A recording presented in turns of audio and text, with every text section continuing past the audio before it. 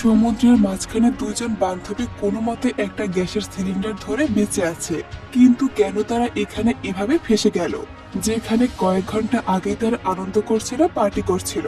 হঠাৎ করে তাদের সঙ্গে কি এমন হলো যে তারা সমুদ্রের মাঝখানে এসে মৃত্যুর সঙ্গে পাঞ্জা লড়ছে? সিনেমার শুরুতে ক্যাট নামের একটি মেয়েকে দেখা যায়, আর তার সাথে আছে তার ছোট বোন লিজ।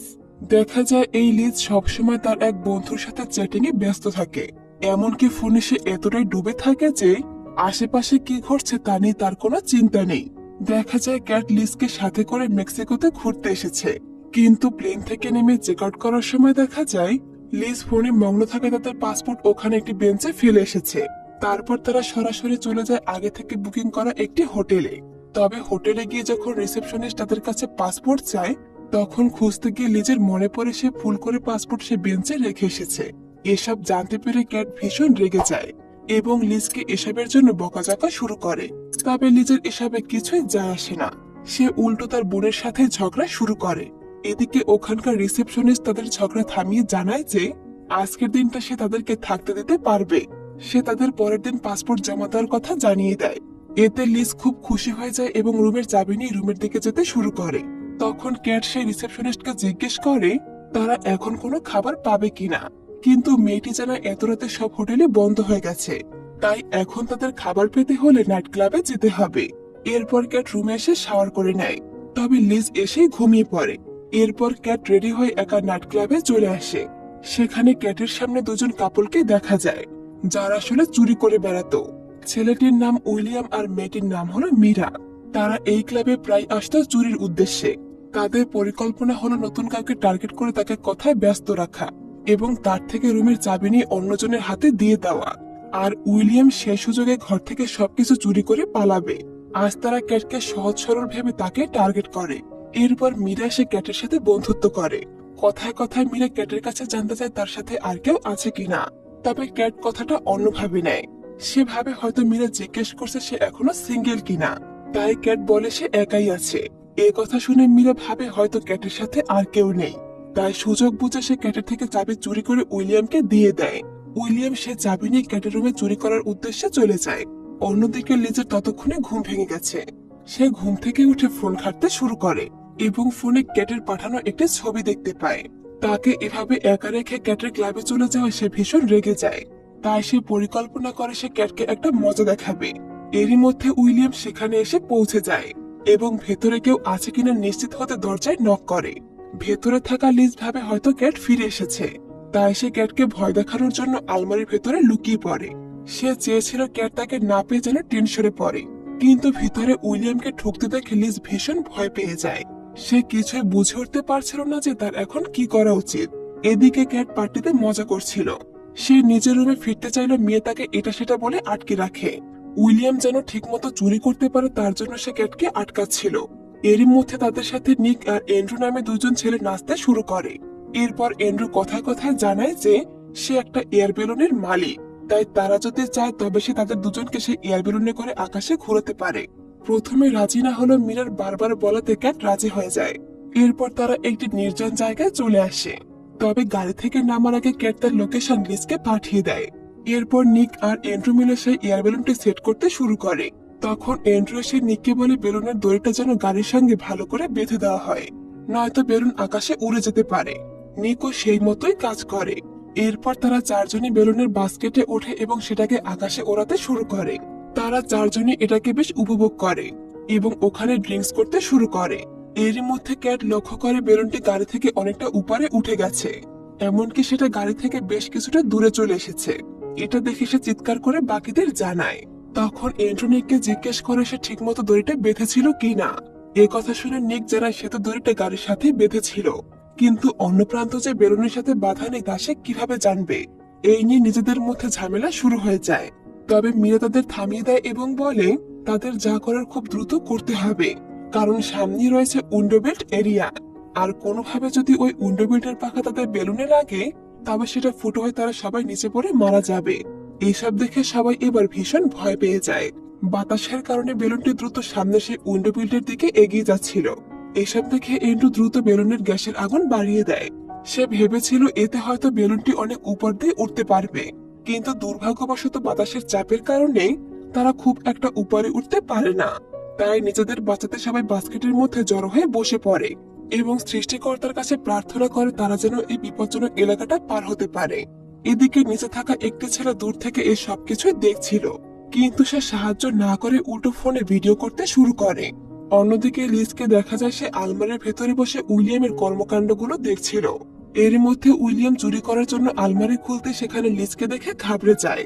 লিজও ভীষণ ভয় পেয়ে যায় এবং দ্রুত সেখান থেকে বেরিয়ে বাথরুমে গিয়ে নিজেকে লক করে ফেলে। বেশ কিছুক্ষণ পর বাথরুম থেকে বেরিয়ে আসলে দেখে সেখানে কেউ নেই। তখন সে দ্রুত রুম থেকে বেরিয়ে রিসেপশনিস্টের কাছে চলে আসে এবং জানায় তাদের রুমে চুরি হয়েছে। এই কথা শুনে সেই লোকটা দ্রুত পুলিশকে ফোন করে চুরির ব্যাপারটা জানায়। অন্য পাশে ক্যাট, মিরা, নিক আর এন্ড্রু সে বেলুনের বাস্কেটে বসে প্রাণ ভিক্ষা চাইছিল। ঠিক সেই মুহূর্তে একটি ব্লেড এসে নিককে আঘাত করলে সে বাস্কেট থেকে ছিটকে নিচে পড়ে যায়।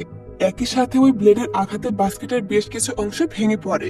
এরপর বাতাসের কারণে বেলুনটি সেখান থেকে আরো উপরে উঠতে শুরু করে। বাকিরা ভেবেছিল নিক হয়তো মারাই গেছে, তাই তারা সবাই নিকের জন্য কাঁদতে থাকে। কিন্তু এরই মধ্যে তারা লক্ষ্য করে নিক বেলুনের দড়ি ধরে ঝুলে আছে। তখন ক্যাট আর মিরা নিককে বাঁচানোর অনেক চেষ্টা করে, কিন্তু নিক আর নিজেকে সামলাতে পারছিল না, তাই সে দড়ি ছেড়ে নিচে পড়ে যায়। এদিকে ব্লেডের ধাক্কায় বাস্কেটের একটি কাঠের অংশ এন্ড্রুর পায়ের ভেতরে ঢুকে গেছে। তার সে ক্ষত থেকে অনবরত রক্ত বের হচ্ছিল। কোনোভাবে রক্ত বন্ধ হচ্ছে না দেখে ক্যাট নিজের জামা খুলে এন্ড্রুর পায়ে বেঁধে দেয়। বেলুনটি উঠতে উঠতে একেবারে আকাশ ছোঁয়া অবস্থা, কিন্তু তাদের সেদিকে কোনো খেয়ালই নেই। এরই মধ্যে এন্ড্রু বলে ওঠে, দ্রুত বেলুনের গ্যাসের আগুন কমিয়ে দাও, নয়তো এটা উঠতেই থাকবে। এই কথা শুনে ক্যাট দ্রুত আগুন নিভিয়ে দেয়, কিন্তু ততক্ষণে অনেক দেরি হয়ে গেছে। আগুন নেভানোর পর দেখা যায় তারা অনেকটাই উঁচুতে উঠে গেছে। তখন এন্ড্রু তাদের আসল সত্যিটা জানায়। সে বলে এই বেলুনটি আসলে তার নিজের না, সে কেবল তাদের ইমপ্রেস করার জন্য অন্য বেলুনকে নিজের বলে চালিয়ে দিয়েছিল। এমনকি সে তো ঠিকমতো বেলুন চালাতেও জানে না। এই কথা শুনে ক্যাট আর মিরা ভীষণ হতাশ হয়ে পড়ে, কিন্তু এখন তাদের আর কিছুই করার নেই। নিজের ভুলের কারণে তিনজন মানুষের জীবন বিপন্ন হতে দেখে এন্ড্রু রেগে নিজের উপরে আঘাত করতে থাকে।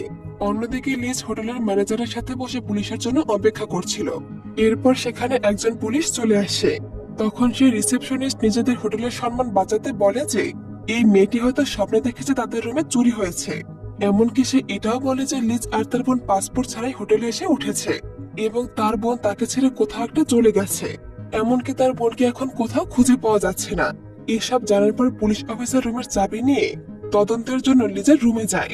ওদিকে ক্যাটকে দেখা যায় তারা উঠতে উঠতে একটি সমুদ্রের উপরে চলে এসেছে। এখন বেলুনটি বেশ নিচে নেমে এসেছে, তবে যেদিকে চোখ যায় শুধু পানি আর পানি। এসব দেখে এন্ড্রু এবার ভীষণ হতাশ হয়ে পড়ে। আশেপাশে এত পানি দেখে তারা ভালো করে বুঝে যায় যে এখন নিচে নামলে মৃত্যু নিশ্চিত। ক্যাট তার ফোন বের করে সিগন্যাল পাওয়ার চেষ্টা করে, কিন্তু মাঝ সমুদ্রে কোনো সিগন্যাল পাওয়া অসম্ভব। এন্ড্রু তখন তাদের বলে দ্রুত আগুন জ্বালাতে, না হলে তারা সবাই বেলুন সহ পানিতে পড়ে যাবে। এন্ড্রুর কথা শুনে তারা দ্রুত আবার আগুন জ্বালিয়ে দেয়, কিন্তু দেখা যায় ইতিমধ্যে বেলুনের দুটি গ্যাস সিলিন্ডার শেষ হয়ে গেছে। এখন তাদের কাছে মাত্র একটি সিলিন্ডারই বাকি আছে, আর এটি শেষ হওয়া মানে তারা পানিতে পড়ে যাবে। এরপর ক্যাট আবারও ফোনের নেটওয়ার্ক খোঁজার চেষ্টা করে। এরই মধ্যে তারা দূরে একটি জাহাজ দেখতে পায়। তারা তিনজন মিলে হাত নেড়ে চিৎকার করে সাহায্য চায়। কিছুক্ষণ পর জাহাজের লোকেরা তাদেরকে দেখতে পায়, কিন্তু অনেকটা দূরে থাকায় জাহাজের লোকেরা ভাবে তারা হয়তো শখের বশে হাত নাড়াচ্ছে, তাই তারাও খুশি হয়ে পাল্টা হাই দিতে শুরু করে। ক্যাট আর মীরা নিজেদের জীবন বাঁচাতে হাত নাড়ালেও দূরে থাকার কারণে জাহাজের লোকগুলো বিপদের কথা বুঝতেই পারে না। ভাগ্যের কি নির্মম পরিহাস! জাহাজের লোকেরা তাদের মতো এগিয়ে যায়। এসব দেখে ক্যাট আর মীরা বুঝতেই পারছিল না কেন তাদের সাহায্য না করে জাহাজটা চলে যাচ্ছে। এরই মধ্যে এন্ড্রু সাহায্য চাওয়ার জন্য একটু উঠতে গেলেই ভারসাম্য হারিয়ে নিচে পানিতে পড়ে যায়। এমনিতেই তার একটি পা আগে থেকেই আহত ছিল, তার উপর সে সাঁতারও জানতো না, তাই সে বাঁচার জন্য পানিতে ছটফট করতে শুরু করে। এসব দেখে ক্যাট আর মীরা দিশেহারা হয়ে পড়ে। ক্যাট একটি দড়ি এন্ড্রুর দিকে ছুড়ে দেয়, কিন্তু সে অনেক দূরে থাকায় দড়িটি তার কাছে পৌঁছায় না। তখন ক্যাট সিদ্ধান্ত নেয় সে নিজে এন্ড্রুকে বাঁচাতে পানিতে নামবে, কিন্তু সে নিজের পায়ে দড়ি পেঁচিয়ে নিচে নামতে দেখতে পায় এন্ড্রুকে আর দেখা যাচ্ছে না। সে ইতিমধ্যে পানিতে ডুবে গেছে। ঠিক সেই মুহূর্তে তারা সামনে দিয়ে আরো একটি জাহাজ দেখতে পায়।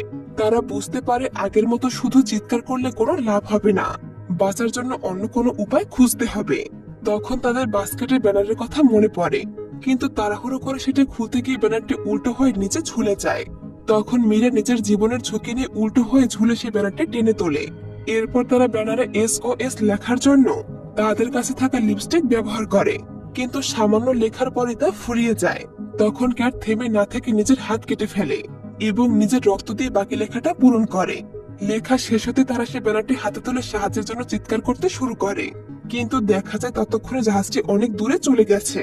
তাদের এই চরম কষ্ট কোনো কাজেই আসে না। এসব দেখে এবার ক্যাট আর মীরা ভীষণ হতাশ হয়ে পড়ে। তাদের চোখের সামনে থেকে বাঁচার শেষ আশাটুকু হারিয়ে গেল। তার উপর বেলুনের গ্যাসও ফুরিয়ে এসেছে। এখনই কোনো ব্যবস্থা করতে না পারলে তাদের এই বেলুন সহ সমুদ্রের পানিতে আশ্রয় পড়ে মরতে হবে। আর এই নির্জন জায়গায় তাদের বাঁচানোর মতো কেউ থাকবে না। অন্যদিকে লিজ যেহেতু আমেরিকার নাগরিক ছিল, তাই আমেরিকার অ্যাম্বাসেডর অফিস থেকে সোফিয়া নামের একজন মহিলা অফিসারকে তার কাছে পাঠানো হয়। সোফিয়া লিজকে কথা দেয় সে তার বোনকে খুঁজে পেতে সাহায্য করবে, তবে তার জন্য লিজকে তার সাথেই যেতে হবে। এই কথায় লিজ রাজি হয়ে যায়। অন্যদিকে ক্যাট আর মীরা হতাশ হয়ে বসেছিল। রক্ত দিয়ে ব্যানার লিখতে গিয়ে ক্যাটের অবস্থা ভালো ছিল না, তার হাত থেকে তখনও রক্ত ঝরছে। তখন মীরা নিজের জামা ছিঁড়ে ক্যাটের হাতটি শক্ত করে বেঁধে দেয়। এদিকে গ্যাস ফুরিয়ে যায়, বেলুনটি ধীরে ধীরে নিচের দিকে নামতে শুরু করে। ঠিক তখনই মীরা খেয়াল করে সেখানে আরো একটি গ্যাস সিলিন্ডার রয়েছে। মীরা দ্রুত সেটি লাগাতে যায়, কিন্তু সমস্যা হলো তাদের কাছে আগুন জ্বালানোর মতো কোনো লাইটার বা দিয়াশলাই ছিল না। তখনই মীরার নজর পড়ে সেখানে থাকা কিছু সুরক্ষা সামগ্রীর দিকে, যা হয়তোবা এন্ড্রু বা নিক এনেছিল। মীরা সময় নষ্ট না করে সেগুলোর মধ্যে ওয়াইন ভরে সেটিকে রোদের দিকে ধরে এবং এগুলোকে আতশ কাচের মতো ব্যবহার করার চেষ্টা করে। আশ্চর্যভাবে তাতে কাজ হয়। তারা একটি টাকার নোটে আগুন জ্বালাতে সক্ষম হয়, আর এভাবে আগুন জ্বালিয়ে তারা আরো কিছুটা সময় পেয়ে যায়। অন্যদিকে লিজ অফিসার সোফিয়াকে নিয়ে ক্যাটের শেয়ার করা সেই লোকেশনে এসে পৌঁছে যায়। সেখানে আশেপাশে কাউকে না পেয়ে খোঁজাখুঁজি করে তারা তাদের একটি গাড়ি সেখানে খুঁজে পায়। গাড়ি খুললে লিজ সেখানে একটি ফোন দেখতে পায় এবং সেটি ওপেন করতে তাকে সেখানে ভিডিও অন করা ছিল।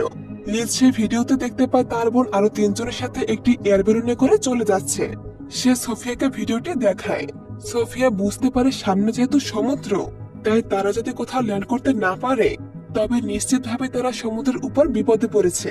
ওদিকে ক্যাট আর মীরা তখনও ফোনে সিগন্যাল পাওয়ার চেষ্টা চালিয়ে যাচ্ছিল। মীরা বুদ্ধি করে সিগন্যাল রিসিভারের সাথে সামান্য কিছু তার জুড়ে দেয়, আর এতে করে তার ফোনে সামান্য সিগন্যাল চলে আসে। সাথে সাথে ক্যাটের ফোন থেকে লিজের ফোনে লোকেশন সিগন্যাল চলে যায়, কিন্তু ঠিক সেই মুহূর্তে ক্যাটের ফোনের চার্জ শেষ হয়ে যায় এবং তার ফোনটিও বন্ধ হয়ে যায়। সোফিয়া আর লিজ দেরি না করে সমুদ্রের পাড়ে চলে আসে এবং একটি স্পিড বোট ভাড়া করে ক্যাটের পাঠানো সেই লোকেশনের উদ্দেশ্যে রওনা হয়। তবে সমস্যা হলো ক্যাটদের বেলুনদের শেষ সিলিন্ডারের গ্যাসটুকুও শেষ হয়ে এসেছে। গ্যাস শেষ হয়ে যায়, বেলুনটি আবারও ধীরে ধীরে নিচের দিকে নামতে শুরু করে। বেলুনটি পানির কাছাকাছি আসতে ক্যাট আর মীরা দুজনে মিলে সেটিকে ভাসিয়ে রাখার আপ্রাণ চেষ্টা করে, কিন্তু কোনো চেষ্টাই কাজে আসে না। বেলুনটি শেষ পর্যন্ত পানির মধ্যে ডুবতে শুরু করে। মৃত্যু নিশ্চিত দেখে মীরা নিজের ভুল স্বীকার করে নেয়। সে জানায় যে সে আসলে একজন চোর এবং ক্যাটের ঘরে সে তার পার্টনারকে পাঠিয়েছিল চুরি করার জন্য।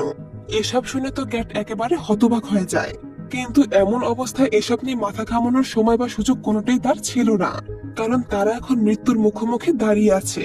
যে কোনো সময় তারা দুজনেই মারা যেতে পারে। তাই ক্যাট তাকে কিছু না বলে উল্টো সাহস জোগাতে থাকে।